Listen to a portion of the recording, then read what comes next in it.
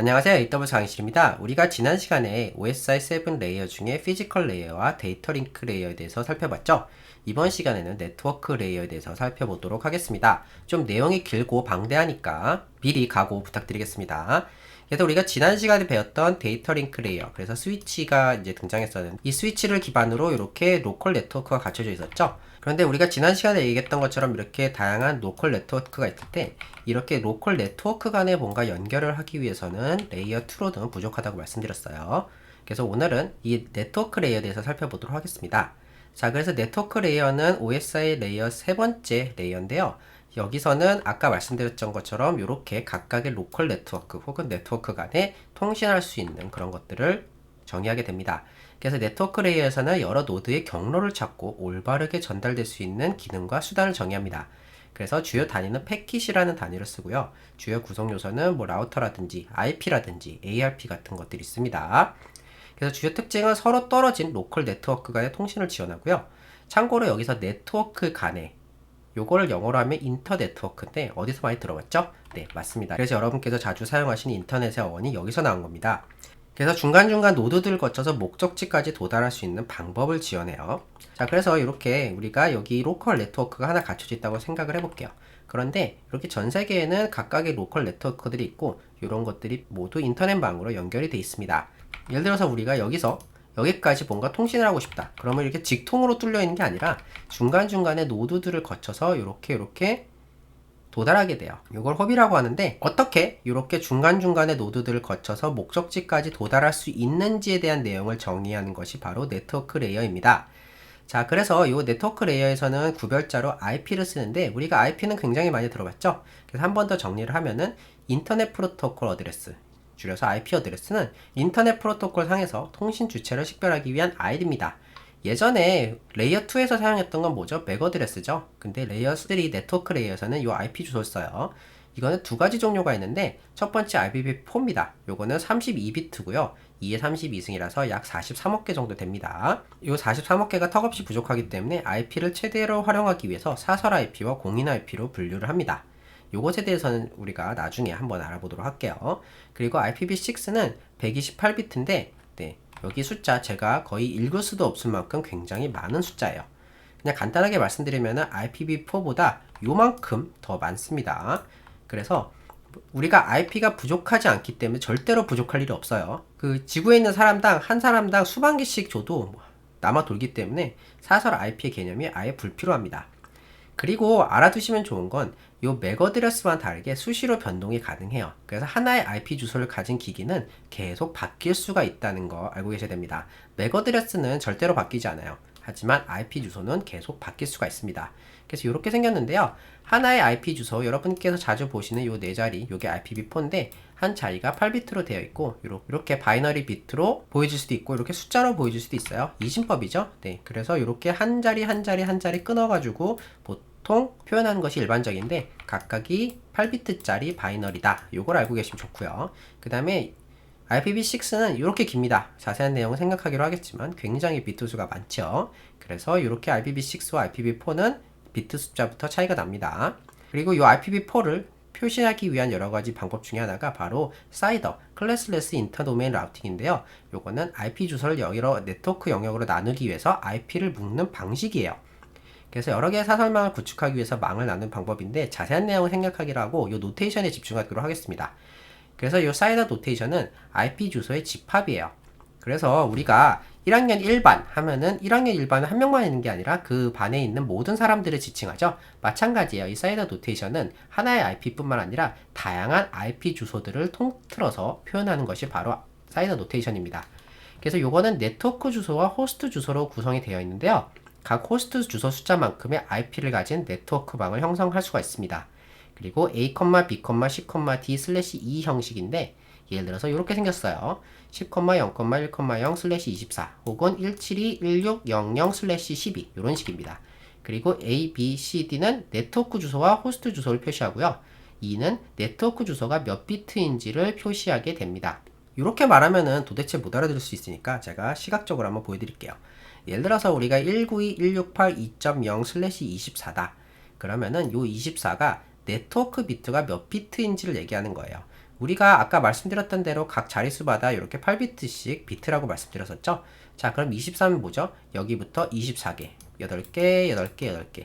여기까지가 네트워크 비트고, 그 다음에 그 32비니까 총 32비트라고 했죠? 32-24는 8비트. 요거만큼이 호스트 비트다란 얘기예요. 자, 그래서 이 노테이션이 무엇을 의미하느냐? 바로 요걸 의미하는 겁니다. 여기까지가 네트워크 주소고요. 여기까지가 호스트 주소입니다. 그래서 제가 아까 말씀드렸던 대로 이 사이더 노테이션은 하나의 IP가 아니라 IP 주소의 집합이라고 말씀드렸었죠. 어떻게 집합이 표현되느냐? 예를 들어서 이 사이더 노테이션이 포함할 수 있는 IP 주소는 요게 192.168.2.0 여기는 고정이고요. 여기까지가 고정이에요. 네트워크 주소는. 그리고 여기는 변동 가능합니다. 그래서 뭐 이렇게 2가 될 수도 있고 122가 될 수 있고 255 중간중간에 이제 생략한 거죠. 그래서 여기가 변동할 수 있는 모든 IP 주소를 모두 통틀어서 이걸로 표현한 거예요. 그래서 여기까지는 고정이고 여기까지는 네트워크 주소니까 고정이고 여기만큼은 호스트 비트, 즉 여기는 변동 가능한데 이 변동 가능한 모든 IP 주소를 포함해서 한꺼번에 표현한 식이 바로 이겁니다. 그래서 보면 알겠지만 여기가 이제 경우의 수가 몇 개죠? 모두가 0000일 때부터 모두가 1111일 때까지 총 몇 개죠?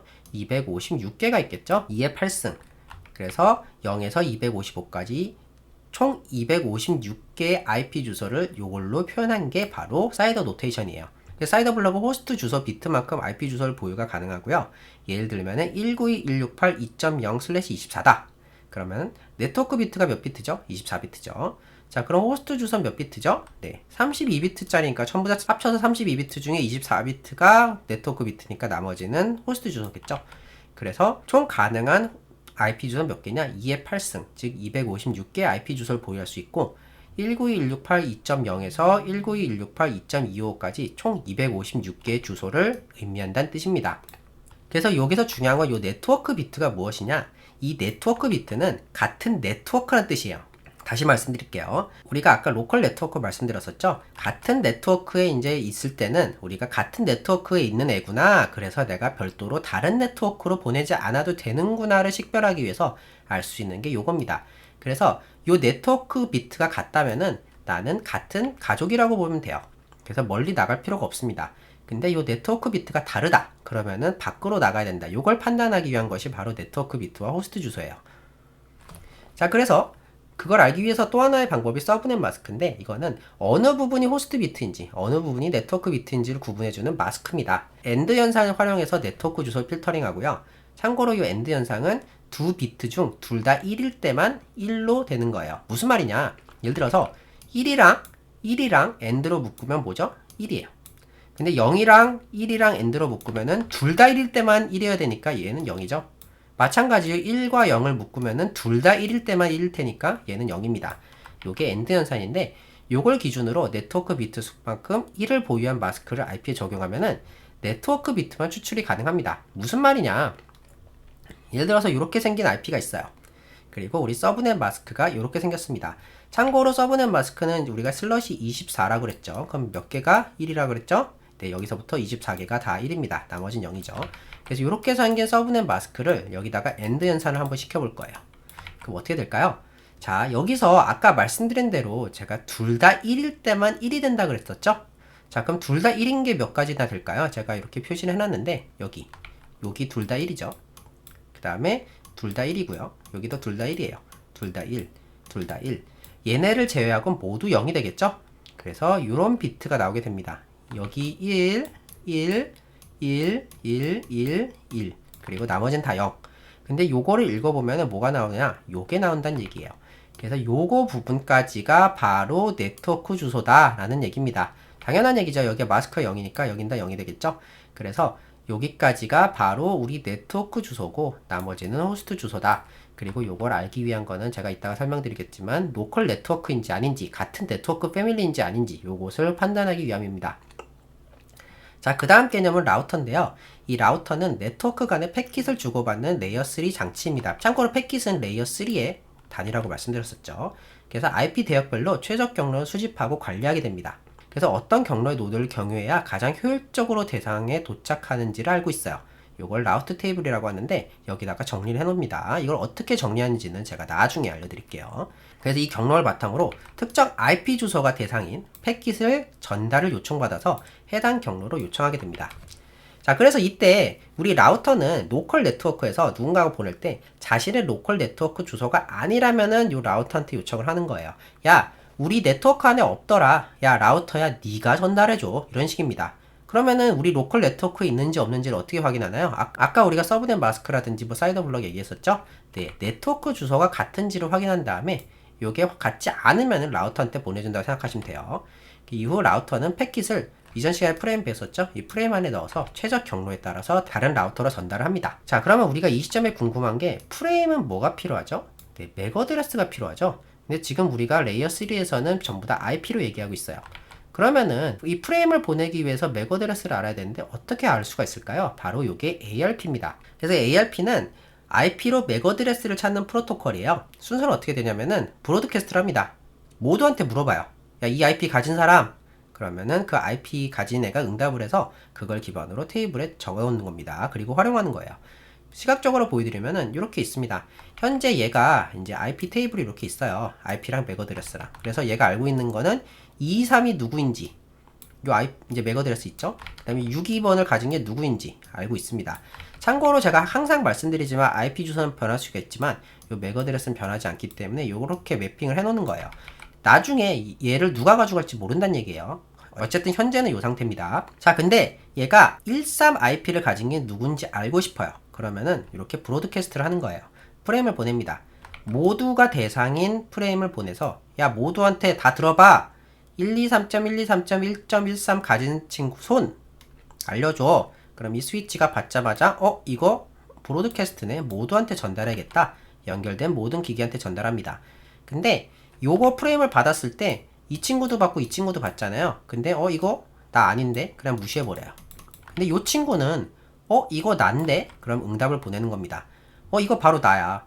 그러면은 스위치가 대상이 이렇게 지정이 돼 있으니까 얘한테만 보내주겠죠? 그래서 이렇게 보내주면은 123.123.1.131 가진 애가 얘구나. 그러면 이렇게 테이블에다가 하나 더 저장을 해놓는다는 얘기예요. 이거 추후에 요걸로 보낼 때 프레임을 보낼 일이 있으면 요걸 활용한다는 얘기입니다. 요게 바로 ARP예요. 어드레스 레졸루션 프로토콜의 약자입니다. 자, 그럼 이 시점에서 우리가 이 네트워크 레이어를 이해하기 위한 모든 작업은 끝났어요. 그런데 이 지식들이 단편적으로 머물면 안 되니까 이것들을 총동원해서 어떤 과정이 발생하는지 한번 알아보도록 하겠습니다. 예를 들어서 여러분이 미국에 있어요.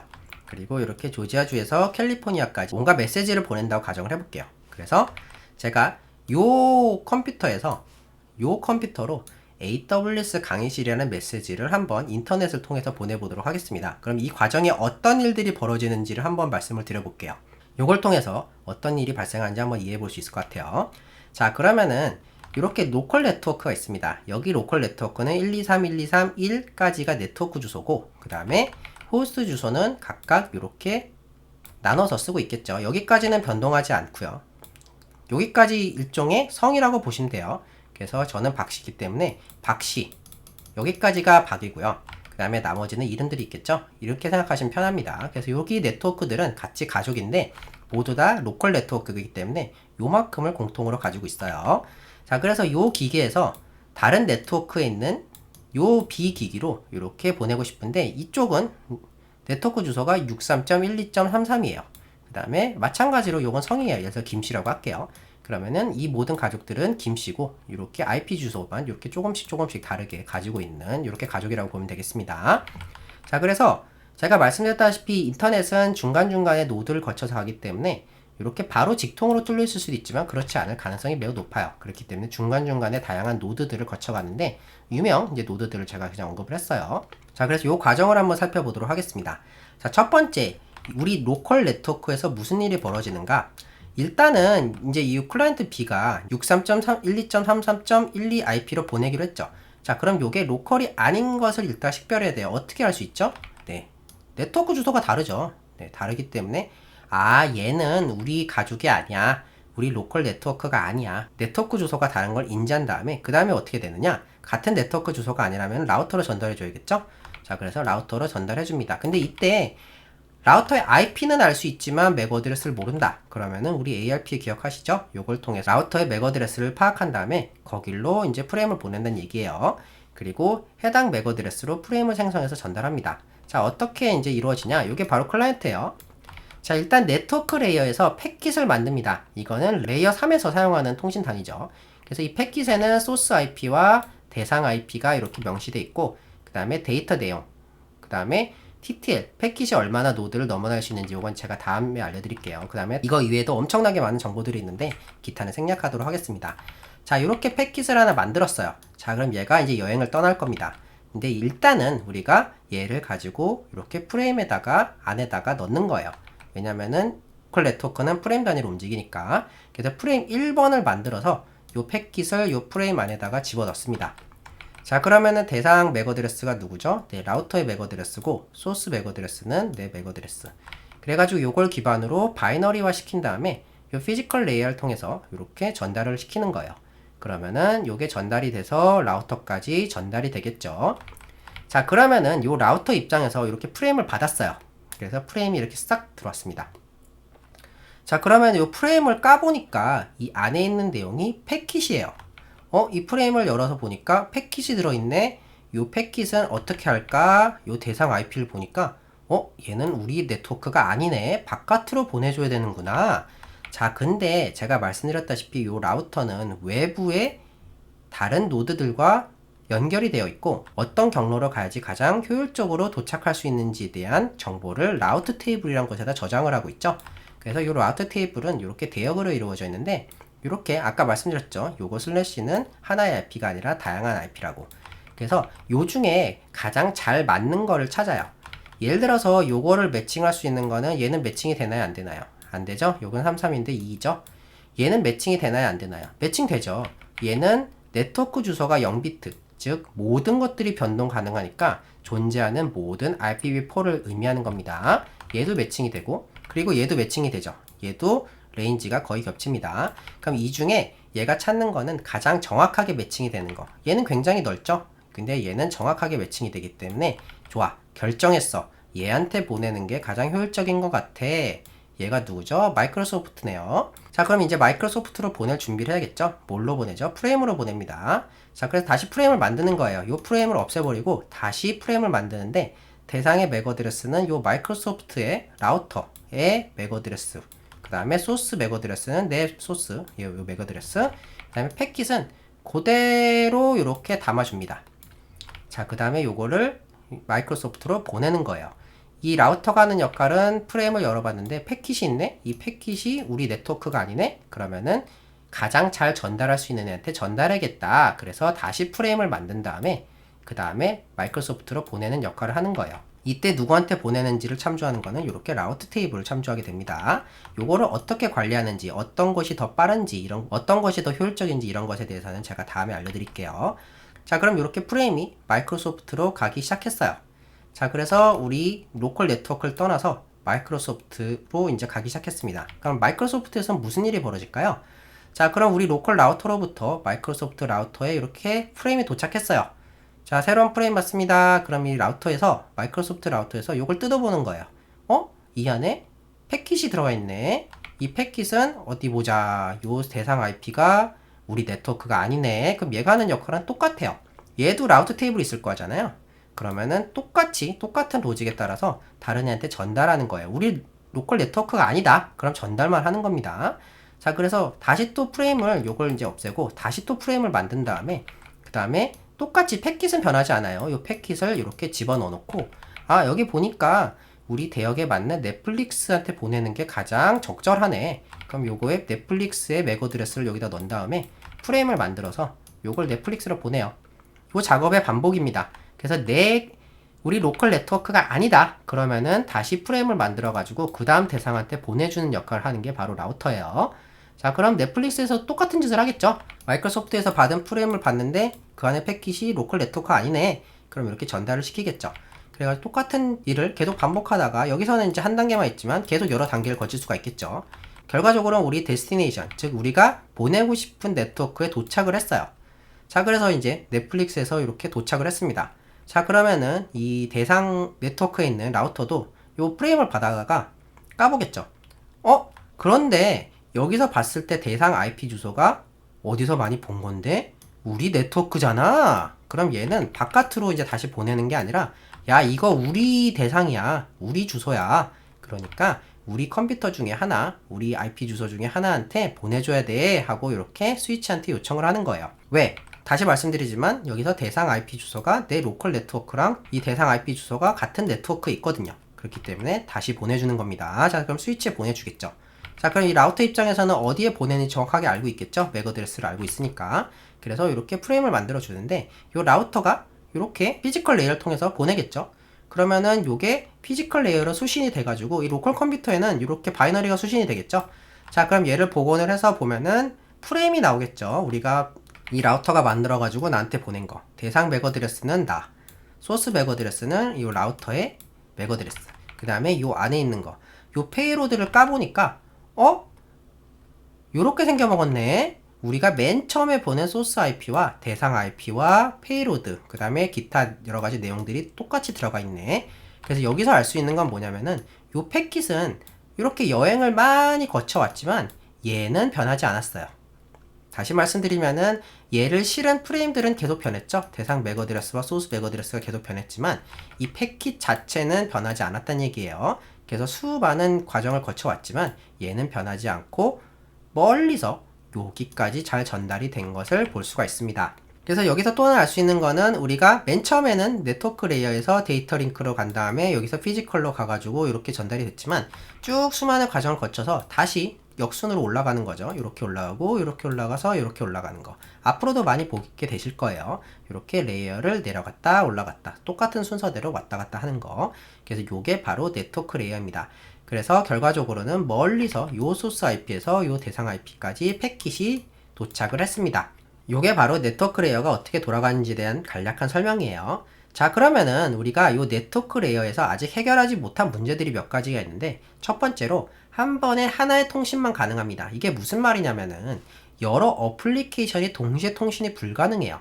왜냐면은 요 패킷을 보시면은 아시겠지만 별도로 뭐 포트라든지 누구한테 보낸 거에 대한 개념이 없어요.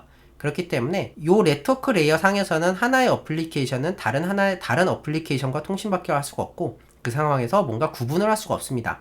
그래서 예를 들어서 저는 카카오톡을 쓰면서 유튜브도 보면서 인강도 든다, 막 이런 식으로 했을 때 각각의 통신이 이제 별도로 이루어져야 되잖아요. 각각의 통신 대상과 각각의 서버와. 근데 요게 불가능하다는 얘기예요. 아직은 불가능하다, 요 말입니다.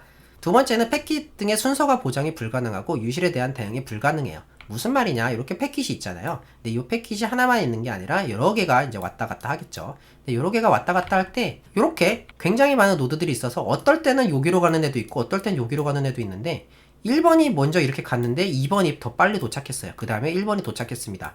이런 식이 됐을 때 요것을 제어할 수 있는 방법이 전혀 없다는 얘기예요. 심지어는 이렇게 갔을 때 막다른 골목에 부딪혀가지고 더 이상 갈 데가 없어서 얘 패킷이 없어지는 경우도 있어요. 그럼 얘는 못 받았습니다. 요것을 알 수 있는 방법이 없다는 얘기예요. 현재 네트워크 레이어에서는 없습니다.